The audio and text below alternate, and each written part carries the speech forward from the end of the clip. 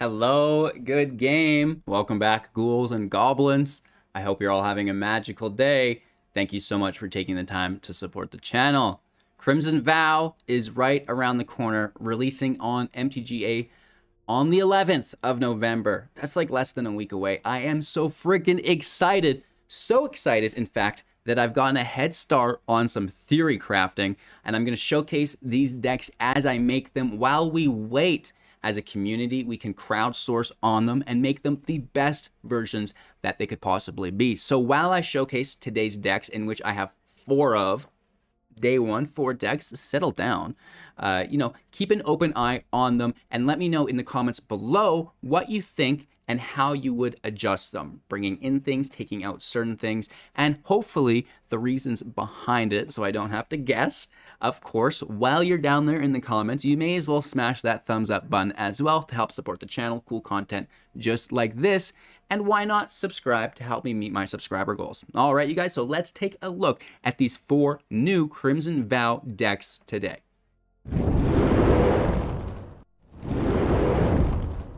All right, first up, Mardu Vampires. This is missing the Cemetery Gatekeeper. I will show you that at the end of this little deck portion here. But first off, there are so many good vampires in this set, mixing with a pretty decent set of vampires from the last set as well. Most notably in this deck, we have the Voldaren Bloodcaster. This is a 2-mana, 2/1 with flying. And whenever Voldaren Bloodcaster or another non-token creature you control dies, create a blood token. All blood tokens are an artifact, just like a food token or a clue token that we're more familiar with. We can pay 1, tap it to discard a card, sacrifice the artifact to draw a card, right? Allowing us to get rid of a needless card from our hand, get that out of there into the grave. Maybe it's a creature we want in the grave too for later on. That's definitely a possibility. And we can, of course, draw something more beneficial. So I would notice, probably throwing away our 5th land or something, grabbing another creature or spell that we can play that actually has an impact in the game. The nice thing about the Bloodcaster, which we can't see here, it actually transforms whenever you create a blood token. If you control 5 or more blood tokens, transform the Voldaren Bloodcaster. So we'll take a look at that really quick here, I guess. Why not bring it up? We'll flip it over for you guys. And the Bloodbat Summoner is a 3/3 with flying, and at the beginning of combat on your turn, up to 1 target blood token you control becomes a 2/2 black bat creature token with flying and haste in addition to its other types. This is nice because it's a non-legendary creature. You can stack multiple copies of the Bloodcaster in play. Whenever another creature dies, you're creating a blood token. That's a stackable ability, and then we'll have those 5 blood tokens at an expedited rate, in which case it transforms it. We'll have multiple copies of the Bloodbat Summoner, which is a 3/3 with flying, and since we have multiple copies, at the beginning of our combat, multiple blood tokens will become 2/2s, which is very, very, very aggro in my opinion. We may as well show you guys, while we're here, the Cemetery Gatekeeper. It is a cool card.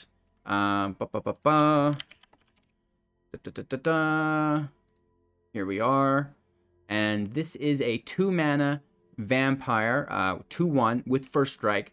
As it enters the battlefield, exile a card from a graveyard. Whenever a player plays a land or casts a spell, if it shares the card type with the exiled card, Cemetery Gatekeeper deals 2 damage to that player, right? So if you can snag a land or a creature against an aggro deck, you're really, really, really good to deal a ton of damage, right? Basically every turn this is going to deal 2 damage, which is super exciting. So that's the missing card. It's not in Aether Hub yet, but we would love to include it. While we're here, let's take a look at our other dual-faced or modal-faced cards.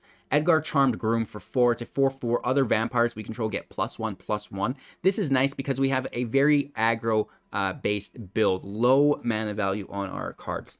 Whenever it dies, return it to the battlefield transformed under its owner's control into Edgar Markov's Coffin, legendary artifact, and at the beginning of your upkeep, create a 1/1 black vampire creature token with lifelink and put a bloodline counter on the coffin. If there are 3 or more counters on the coffin, remove them and transform it back into the Charmed Groom. Very, very, very cool. Notably, you could have Edgar in as the creature, play another copy of Edgar. The first one will die, or the second one dies, whichever one you don't keep, putting it to the coffin. So you could have both the coffin and a groom, 2 copies, right? One of each, and they'll flip. They'll rotate. Very, very cool. So you'll never be without one. Anyways, we also have the Dina Veen. This is a Menace lifelink for 1 that's a vampire, you know, just a nice easy drop. And if a non-token creature an opponent controls would die this turn, exile it instead. When you do, you may pay 2 if you do create a 1/1 green and black pest creature token. With whenever this creature dies, you gain 1 life. The backside's green. We're never, ever going to be playing that, casting it for 4. But, you know, you can dream if you want. And then finally, we do have Henrika Dominathi, a 1/3 with flying. And at the beginning of combat on your turn, choose one that hasn't been chosen. Each player sacrifices a creature. You draw a card and lose 1 life, or transform it into the Infernal Seer, a 3/4 with flying, death touch, and lifelink. We can pay 3. Each creature we control with flying, death touch, and or lifelink gets +1/+0 until the end of turn. Really cool with the flyers, the flying, the death touch, the lifelink. You just love to see it, right? So those are all of the flippable cards. So we can get back into our gallery here. It's a little bit prettier to look at, right? So again, a really light curve on our creatures because of the Welcoming Vampire for 3 mana, a 2/3 with flying. And whenever 1 or more other creatures with power 2 or less enter the battlefield under your control, draw a card. This ability triggers only once each turn. Holy Toledo's. So whenever we play a creature, we're going to draw a card. That's amazing. And then we have Showdown of the Skalds as well, exiling the top 4 cards of our library until the end of our next turn. We may play those cards. Really good.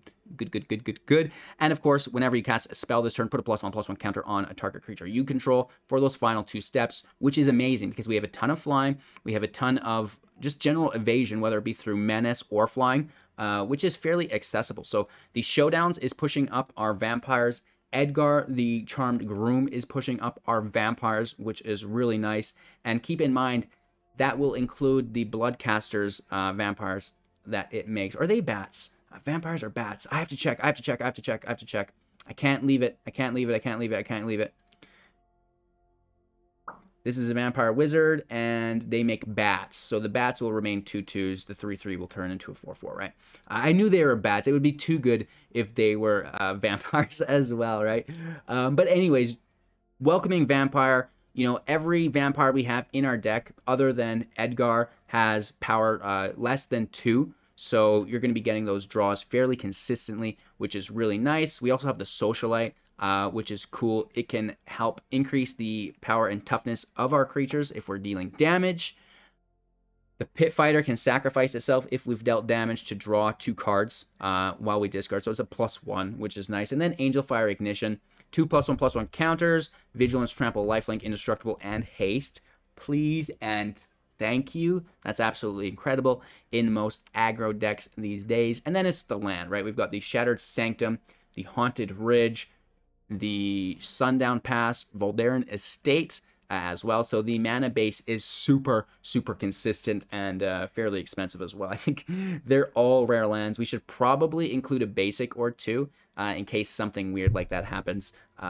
Overlooking that when I make the deck, but we can definitely add a few basics in here as well. That's the list. That is number 1, Mardu Vampires. We're missing the Cemetery Gatekeeper, which really is just going to push out so much damage. So what do you guys think of this vampire list? Take a second now to let me know if you have any thoughts or opinions in the comments, and we will move in to our second deck. Well, it's Dimir Zombies, and holy Toledo's. This deck is going to be absolutely everywhere, I'm sure of it. We're building this around Drolf, Visionary Stitcher. This is a 1/4 for 3, and zombies we control have flying. Stop it. That's too much. We can also pay 1 to tap it, sacrificing another non-token creature, creating an XX blue zombie creature token, where X is the sacrificed creature's toughness, right? Not really focused on that, but again, if they're removing something, you may as well get value from it. Anyways, what we like here is to give all of our zombies flying. We're also using the new card Necro Duality for 4 mana, and whenever a non-token zombie enters the battlefield under your control, create a token that's a copy of that creature. Ah, that's too good, you guys. And then, you know, Headless Rider for 3 mana, 3/1. Whenever it or another non-token zombie you control dies, create a 2/2 black zombie creature token. So if you're playing something like the Headless Rider on top of Necro Duality, you know, that ability stacks, right? So whenever another non-token zombie dies, boom, here's 2/2 black zombies which can fly and don't die because they don't have decay, right? That's absolutely ridiculous. We also have white in the deck, a 3/2 when it enters the battlefield. It will do so tapped with life drain. Whenever a creature is dealt damage by it and that it dies, it's going to create a tapped 2/2 zombie as well. You know, it will have flying as its original body, right? This is a 3/1 with flying. It's going to make 2/2s with flying. This is a 3/2 with flying. That's also going to make 2/2s with flying. Ridiculous. Tainted Adversary for 2 mana, a 2/3 with flying that makes 2/2s with decay, with flying though, so it's better. Again, paying 3 any number of times, putting those counters on the adversary, and then making twice that amount of 2/2 zombies. Absolutely ridiculous. The Champion of the Parish, whenever a zombie enters the battlefield under our control, put a counter on it. It's going to have haste, and it's going to be a 10/10. Not haste, flying from the Stitcher. And it's going to, you know, just increase in power and toughness every single turn. We're playing all these zombies all the time, especially as they're doubled through Necro Duality.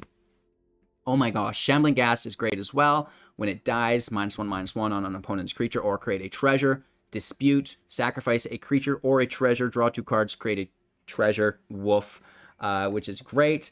And then we have the Overcharged Amalgam for 4 mana to protect us from any field wipes, right? Flash, flying, exploit. When you exploit a creature, counter target spell, activated ability, or triggered ability. That is so freaking good, protecting us from literally everything. And then we've got the land in the deck as well. We do have the Faceless Haven, as it itself will be a zombie having flying. What? So cool, right? So remember, everything in the deck has flying as long as the Stitcher is in play. And that's going to help you get just a ton of damage through, I'm sure. So this was Dimir Zombies. I think this deck is going to be super powerful. Really looking forward to playing it. So let me know now, as we switch to the next deck, your thoughts and opinions on Dimir Zombies. Am I missing anything? Should I be revisiting something? Let me know, because we want these decks to be absolute bangers. Moving on now, Mono Black Zombies. I just had to do it. There's so many good zombies in this set, and I absolutely love this Headless Rider. So this is just a more aggro-oriented version. We have some removal to keep our attacking lanes open. Again, utilizing the mass amount of zombie tokens with the meat hook to stabilize, deal chip damage as well. Champion of the Parish, Shambling Gas. These are our 1-drops. We also have Deadly Dispute, right? So it's a lot of the same cards. And then we have the Graph Reaver. This is a 3/3 for 2 that exploits to kill a Planeswalker, right? Very, very good. So if there's any walkers, this can deal with it. And then it's going to deal 1 damage to us at the beginning of our upkeep. We have potentially Scourge of the Skyclaves that could go well with this. Tainted Adversary, you know, we talked about this as well.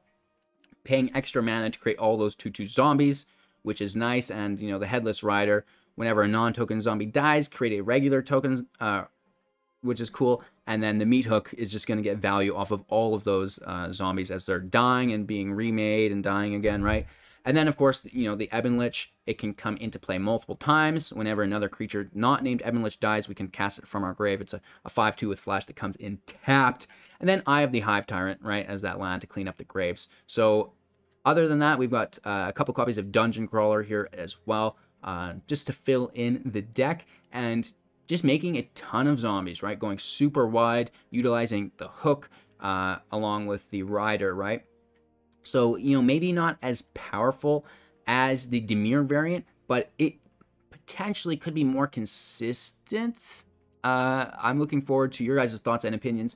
What do you prefer more? Is it Mono Black Zombies, or is it the Dimir version that includes blue? Because there's a lot of nice interaction that blue brings to the table. So let me know your thoughts and opinions down below in the comments as we move to our 4th and final deck. It is Kaeya Snow Tokens. Now, I'm actually really excited for this deck. That's why I left it for last.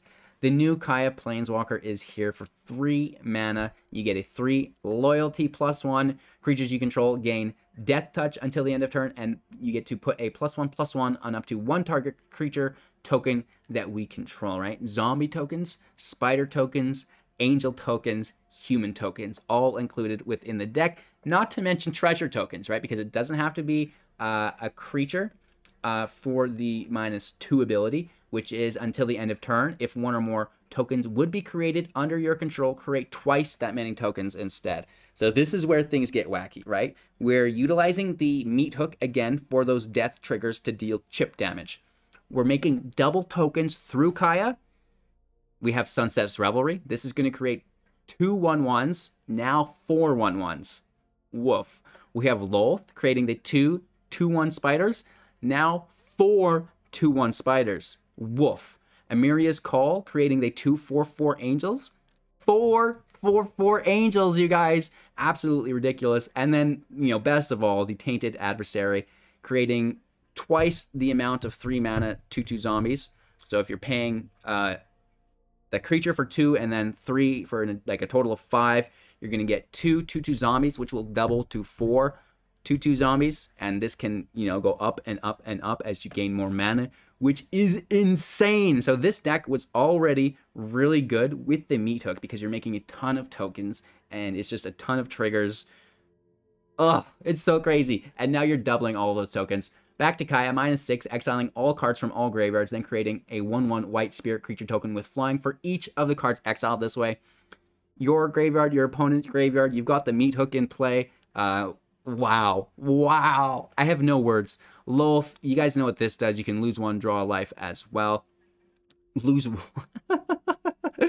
1 and draw a life. Lose a life and draw a card. And then -8 an emblem with whenever an opponent is dealt combat damage by 1 or more creatures we control. If it was less than 8, they'll lose life equal to the difference, which is irrelevant because we're killing with the meat hook triggers.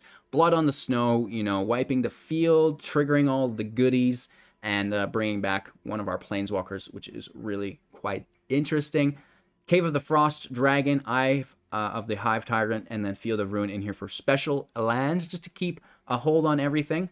And like I said, Kaeya, the Geist Hunter, is going to be really, really cool in a couple different decks as well. I'm thinking of potentially next building an Esper tokens, which is really, really cool.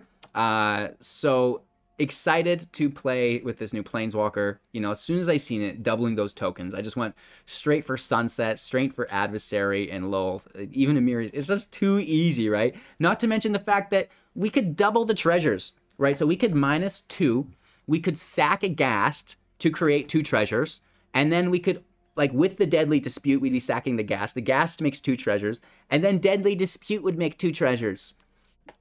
What? I know, right? That's ridiculous. That is a ton of treasures. You're making 4 treasures, drawing 2 cards for 2 mana. Oh, man, this is going to be brutal. So I'm really looking forward to playing Kaeya, as you can see. With this out of the way, which of these decks did you like most? Let me know not only how you would interact with this deck as a deck builder yourself, what would you add, what would you take out, and why, but which deck out of the 4 did you like the best, and what kind of builds would you like to see in the future, right? This is the time to share your thoughts and opinions because the juices are flowing, and we're going to be, within the next week, laying out literally the first month of content as Crimson Vow comes out. So cheers, have a magical day. Thank you so much for your time and attention. Make sure to smash like on your way out, subscribe to the channel, join our community Discord, and maybe even become a Patreon, and we'll see you soon in the next.